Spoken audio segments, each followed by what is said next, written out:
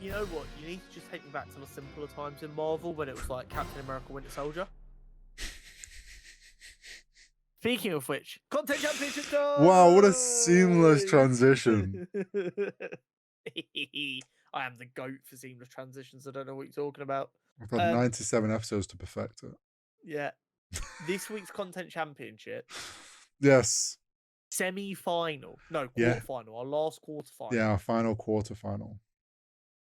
No, just a quarter-final. Is Captain America, the Winter Soldier, Yep. versus Star Wars Episode 1, The Phantom Menace. Mm-hmm. It is. Oh, boy. As always, we have 6 categories to help us make our perfect decisions, because that's what we do. Personal relevance. Mm-hmm. How well has it aged? Mm-hmm. Rewatchability. Story, acting, and cinematography / general visuals. Mm. Would you like to get us started, Harry? I suppose. We said it. We feel like we're saying this every week, but it doesn't get easy at this point. No, this is deep in the bracket where it's It just is. juggernauts. It's a tough one, this, because for personal reference, it's like Star Wars is a big early day film, like set of films. Like just the Star Wars universe really got me into being a nerd. And it's like both the original trilogy and the prequels, which was our generation's set of Star Wars films, that although were hated at the beginning, people are slowly coming to love more and more. So episode 1 is like the start of that. And obviously it has its impact. But then you've got Captain America Winter Soldier, which I would say we've both said many a time, one of our more favourite Marvel projects. I don't know what you mean. I have no strong feelings about this film. And like also one of the stronger Captain America films. So it's like, and we get Bucky Barnes. It's like, it was kind of a strong point of the MCU that probably for both of us locked in more of a love for that, where the universe was going with the films. I don't know. You say you're not strongly leaning either way here. This is by far my favourite MCU film. It came out in 2014. I was 15 years old. This film just confirmed to me that this world is just, it's different. It's built different. This going from these big, because you got to remember, this is around the time when we got Guardians for the first time, and we're going from these like alien battles in New York to space teams, and then we still get these grounded stories of espionage and everything, and it's very anti-establishment. Yeah. Which some could argue would speak to me. I make no qualms about this being my favorite MCU film. I do not necessarily think it is the best MCU film, but it is by far my favorite. I love everything about it, start to finish, top to bottom. It is absolutely great. Phantom Menace. Star Wars fans from the 80s, like Corey, hated it. Whoa. And made young. I didn't hate it. And made the actor who played young Anakin quit acting. Before then going on to abuse Hayden Christensen for years. Before our generation were old enough to really be voices in the Star Wars fandom that went, no, that film was for us and we love it. Yeah. As much as I do love the prequels and the Phantom Menace, the Phantom Menace is not a good film. It is a film that you love in the sense of the way all of the MCU films are talked about by people who don't like superhero films. In this sense of, they're like, oh, I get that you like it, but it's not good. When in actuality, we've now got to the point where nerd media, a lot of the time, is actually genuinely well put together art. The Phantom Menace is a bit of a mess. But it has a place in my heart.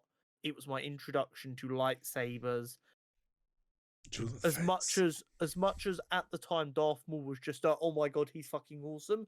Who cares? Because oh my god, he was fucking awesome. Mm-hmm. Everyone who grew up around that time remembers getting their first toy lightsaber that they'd fight their friends with.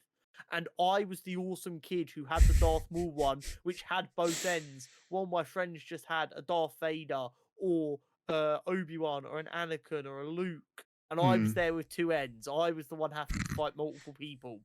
It was fucking awesome. These are core memories. Fucking Yeah. awesome film. I love that film. That lightsaber watch for so long, by the way. I couldn't believe it. Fucking awesome. How well have they aged? I'd say Captain America Winter Soldier has aged very well.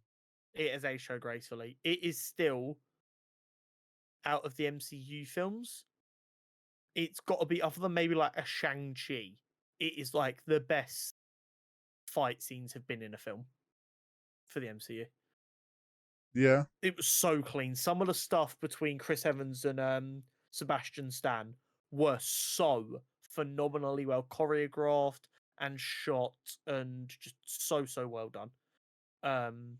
Well, then it's like Winter Soldier's the second Captain America, right? Yep. So when you think back to then, compared to its opposition of like Iron Man 2 and the second Thor film, like compared to those ones, like it's so much better than those and aged so well.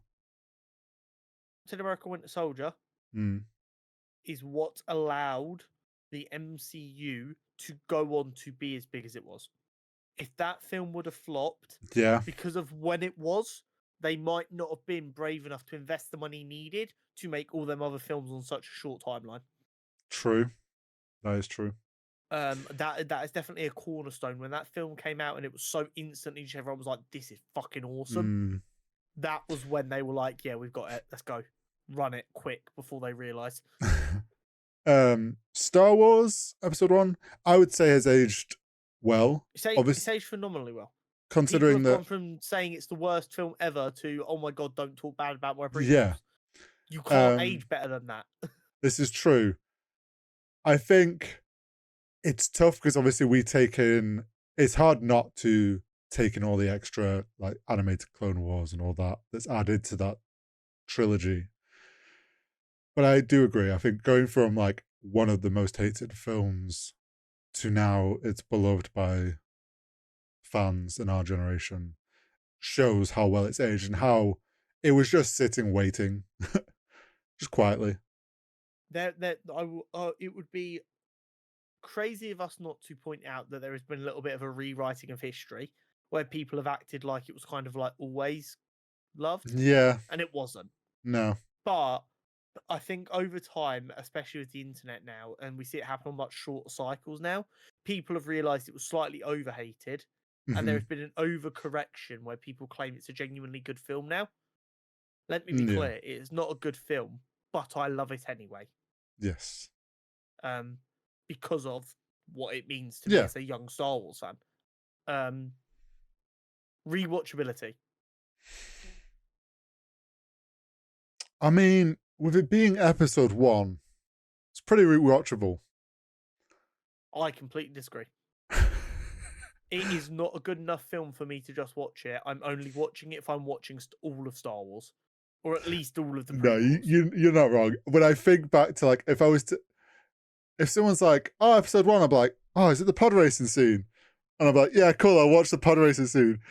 Go away for 40 minutes and come back. Oh, it's the Duel of the Fates. Yeah, and it's like, okay, I don't like unless I'm like you say, unless I'm sitting down and I'm like, I'm watching through all of Star Wars. I'm not necessarily jumping to go watch episode 1. Yeah. While I do enjoy the film, it's not at a point where I would dedicate just purely only watching that film. Revenge of the Sith, I will watch by itself. Rogue One, I'll watch by itself. I will watch any of the original trilogy probably by themselves. I mean, I would most likely watch them with others, but if it's on, I will absolutely sit down and watch it. I'm not watching the Phantom Menace by itself. I'm only watching the Phantom Menace if I'm watching all the prequels, or maybe doing an even longer binge. Yeah. It's just the cold hard truth. Whereas I on the watched flip pod racing. side, Winter Soldier is Yeah. by far my most watched comic book movie. There have been times I've gone down and my dad's had it on for 10, 15 minutes already. I'm like, restart it. See, I'm not It's- as I can obsessed watch about it, but yeah. The beauty of it is, obviously, I know the universe so well that I don't ever like. It's the same Star Wars. You never need the additional context. It just feels No. necessary sometimes. The Winter Soldier strikes this beautiful balance, which Marvel's never found in another film and never will be able to find in another film, where you're not likely to forget anything important if you've seen the films before it. Mm-hmm. And it's a self-contained enough story, you don't feel like you need to have watched anything else. Yeah. All you need to be aware of, really, is the Battle of New York was a thing. Yeah. Bucky died during World War II. That's basically Yeah. it. Yeah. It was early enough in the MCU that it's not as tied into like this big picture of stuff happening. Yeah. So, like you say, you don't need much context to what's going on. Exactly. It's a very well self-contained story for how baked into Phase 2 it is. Yeah. And It's at the also how perfect important it time. is in everything that happened afterwards. Yeah, true. Like literally the consequences of them finding Bucky reverberate all the way through to Infinity War and Endgame. True. Which is wild. Yes. Story. Mm. The return of Hydra, the Mm-hmm. betrayal of Bucky, the Mm-hmm. fall of S.H.I.E.L.D. Mm-hmm. This film is iconic. And as we've literally just said, Yeah, it goes the on to consequences of this self-contained story Mm. literally shape the rest of the MCU Yeah. in a severe way. Yeah, you know what? Like the story of Winter Soldier is a pretty pivotal point of the MCU and going forward. In fact, that is a And what if episode they need to in season 3. where What if Steve didn't find Bucky? just went full Winter Soldier Hydra for the rest of the time. Yeah.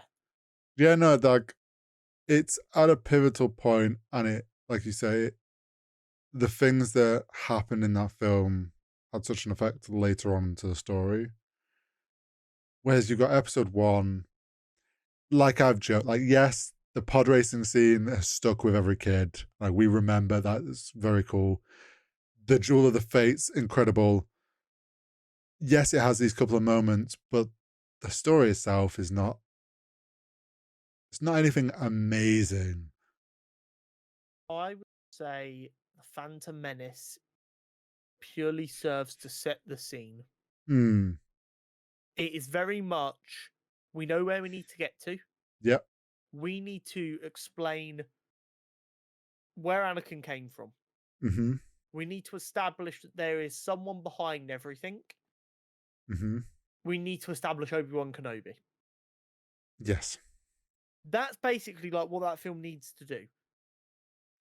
Which is Yep. why Darth Maul is a thing. He's like, right, here is a bad guy. Mm-hmm. He is going to be the puppet for the main bad guy, who is obviously going to end up being Palpatine.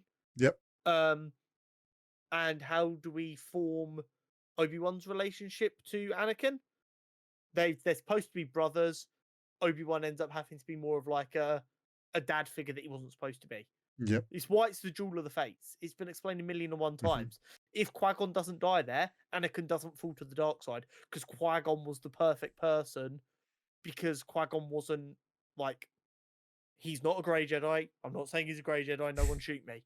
But he didn't believe in completely like hiding your emotions like a lot of the Jedi he would go on to interact with did.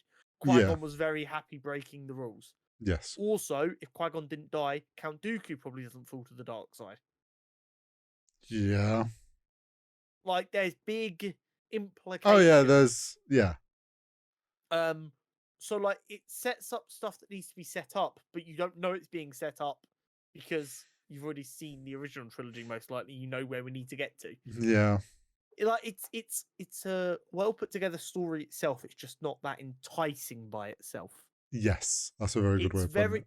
It's very aware that it is step 1 of 6. Yeah, yeah. And in the midst of all that, there's a 2.5 included in that with the animated series adding so much to it. Like, Exactly. yeah, it's a very early step in the story, so it's not it like you say, it's important but not enticing. Exactly. Acting. The acting in the Phantom Menace is not bad. No. What I will say is, with the caliber of actors that are in that film, Mm, I could make an argument that we could have expected more, especially if you look at the work most of them have done since. yeah, I could But agree with that. as we've said many times, actors can only work with so much within the script. Mhm. And sometimes a film is just a bit so out there that it's really difficult to give a believable Yeah. performance. Yeah.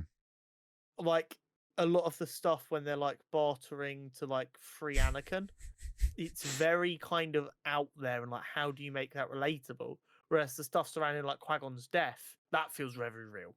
Mm, Because you can imagine what it would be like to see someone you care about die. Like yeah. that's a lot more easier to wrap your head around.